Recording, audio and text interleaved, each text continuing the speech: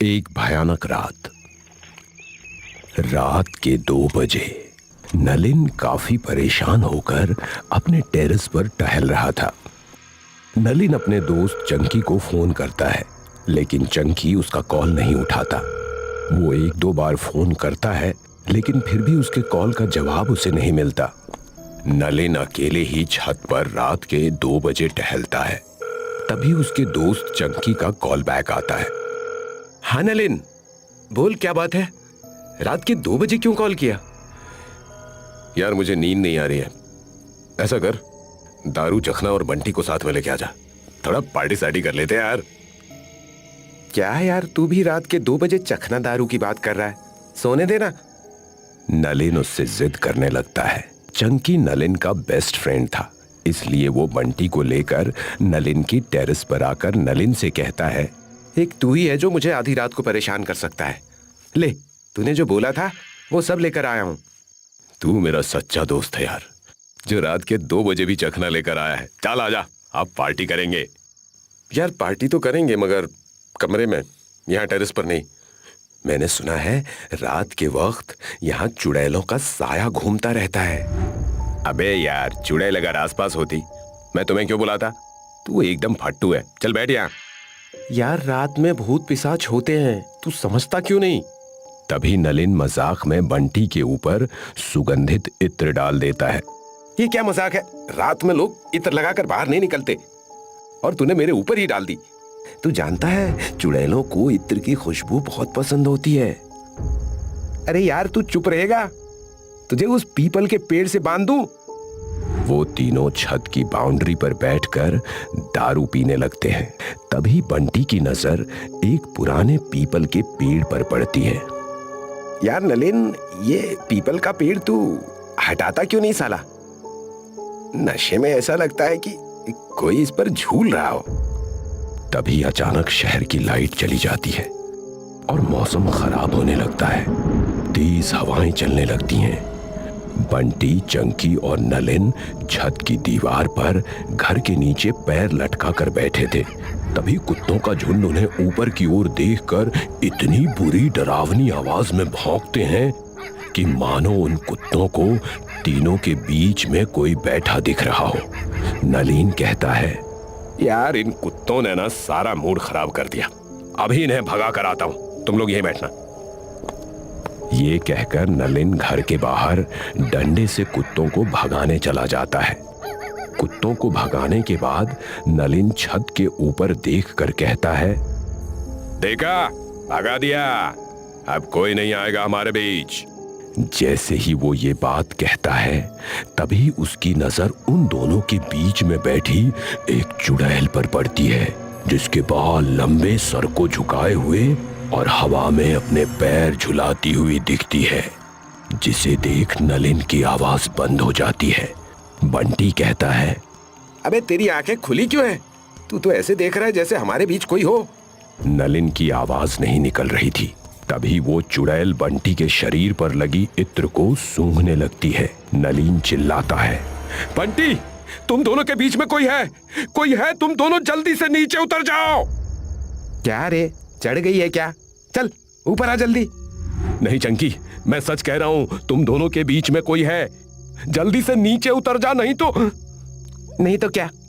तभी वो चुड़ैल बंटी की गर्दन को अपने बालों से फांसी लगा के पकड़ लेती है और उसे छत से नीचे लटका देती है। तभी वो चुड़ैल चंकी को भी नजर आने लगती है। चंकी उस चुड़ैल के बालों को पकड़ लेता है। तभी वो चुड़ैल अपना चेहरा चंकी को दिखाती है। उसके चेहरे पर छाले के बड़े बड़े निशान और आधा चेहरा पूरी तरह जला हुआ था। उस चुड़ैल की आंखें नहीं थीं, जिसे देख चंकी बेहोश हो जाता है और वहीं गिर जाता है।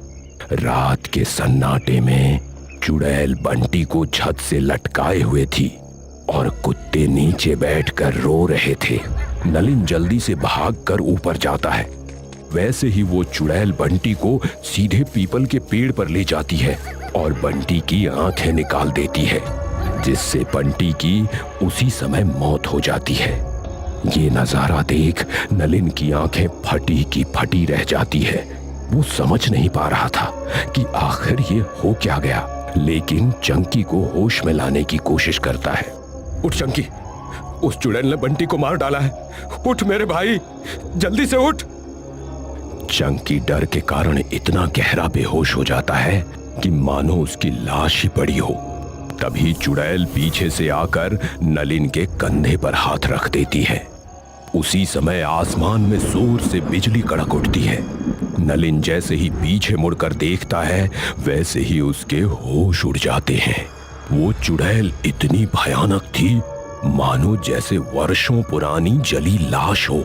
बिना आंखों की वो चुड़ैल नलिन की तरफ देखकर कहती है, नलिन, नलिन, नलिन। मुझको छोड़ दो, मुझे छोड़ दो। मेरे गले में ये सिद्ध लॉकेट है। ये देखो, ये देखो।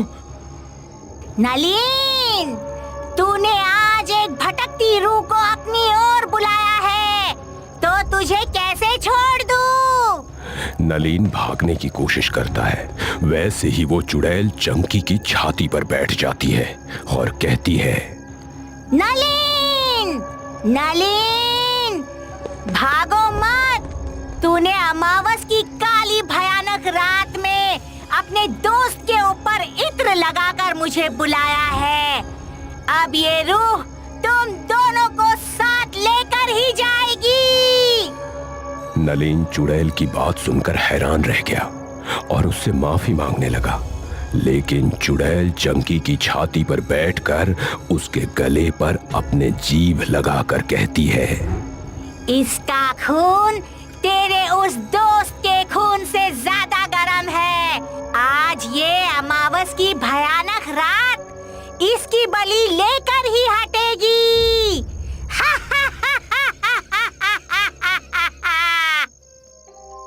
ये कहकर चुड़ैल चंकी की गर्दन से सारा खून पी जाती है और चंकी की आंखें भी निकालकर उल्टे पांव करके छत से होती हुई उसी पीपल के पेड़ के अंदर चली जाती है। अपने दोनों दोस्तों की मौत देखकर नलिन वहीं बेहोश होकर गिर जाता है। अगली सुबह जब ये बात पूरी कॉलोनी में फैली तो सब दंग रह गए।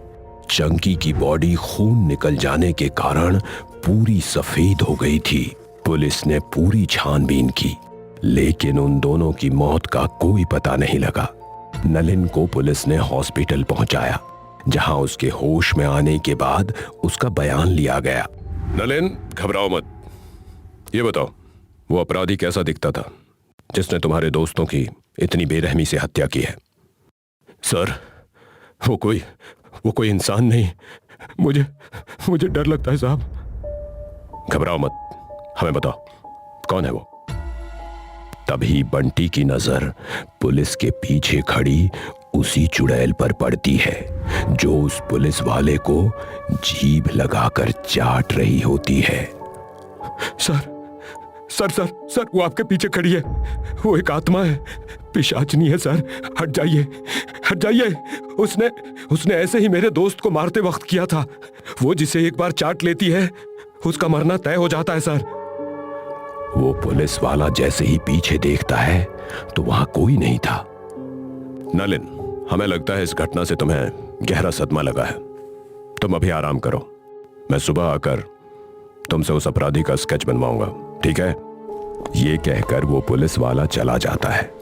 नलिन को कुछ समझ नहीं आ रहा था कि आखिर ये सपना है या हकीकत। क्या वाकई में उसके दोनों दोस्त मारे गए हैं? इसी सोच विचार में नलिन की आंख लग जाती है और हॉस्पिटल का सारा स्टाफ घर चला जाता है। हॉस्पिटल में घड़ी की सुई के अलावा किसी और की आवाज नहीं आ रही थी। घड़ी में रात के 2 बज चुके थे। तभी नलिन को इत्र की खुशबू आई और पायलों की आवाज उसके कानों में जैसे ही पड़ी तो उसकी आंख खुल गई। उसने देखा कि वो अपने हॉस्पिटल के कमरे में ना होकर मुर्दा घर में पड़ी लाशों के बीच उसका बेड पड़ा है। वो घबरा कर इधर उधर देखता है। उसके चारों ओर लाशें ही लाशें थीं। कमरे की लाइट ऑफ ऑन होने लगी। तभी एक बॉडी से कफन का कपड़ा उड़ जाता है। नलिन जैसे ही उस बॉडी को देखता है तो हैरान रह जाता है। वो बॉडी उसी चुड़ैल की थी जो नलिन की जान की दुश्मन बन गई थी। नलिन उठकर बेड पर बैठ जाता है। तभी वो लाश भी उठ जाती है। नलिन डर के मारे थर थर कांप रहा है। तभी वो लाश नलिन से कहती है, डर मत, तुझे आज नहीं मारूंगी। अगली अमावस्या को तुझे मार कर मैं हमेशा के लिए यहाँ से चली जाऊंगी। अब तुझे मारना ही मेरा मकसद है। लेकिन तुम मुझे मारना क्यों चाहती हो? आखिर मैंने तुम्हारा क्या बिगाड़ा है? वो चुड़ैल नलिन के पास आकर अपने उसी भयानक रूप में आ जाती है जिसका चेहरा इस बार आधा सड़ा हुआ है। आंखें फूटी हुई, चेहरे पर नाखूनों के निशान। वो नलिन की गर्दन पकड़ लेती है और कहती है, तुझे तब तक नहीं मारूंगी जब तक तुझे याद नहीं आ जाता कि तेरा गुनाह क्या है। ये कहकर वो नलिन के चेहरे पर अपने नाखूनों से निशान मारने लगती है जिससे उसके चेहरे से खून बहने लगता है। नलिन घबराकर भाग जाता है और अपने हॉस्पिटल के रूम में आकर अपने चेहरे को शीशे में देखता है तो उसके माथे पर पूजा लिखा होता है, जिसे देख वो सोचने पर मजबूर हो जाता है कि आखिर इस पूजा से इसका क्या संबंध है।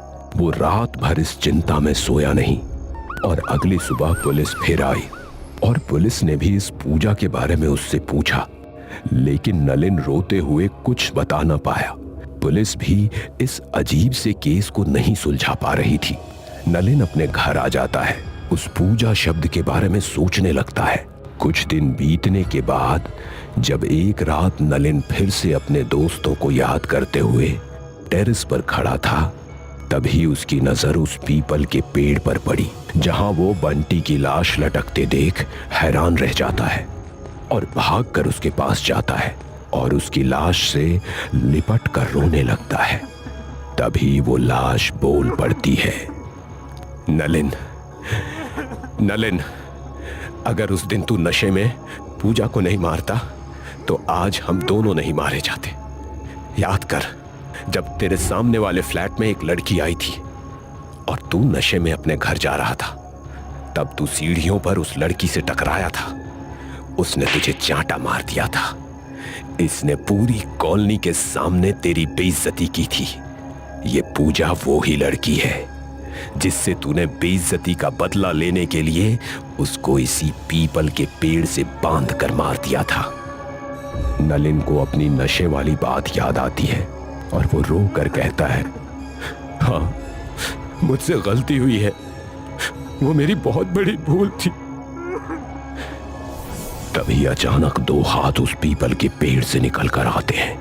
वो नलिन की गर्दन में घुस जाते हैं और एक भयानक आवाज आती है, तू भूल गया कि आज अमावस्या है और तुझे तेरी 3 गलती भी याद आ गई, जो गलती माफी के लायक नहीं है। ये कहकर वो नलिन की गर्दन उसके धड़ से उखाड़ देती है।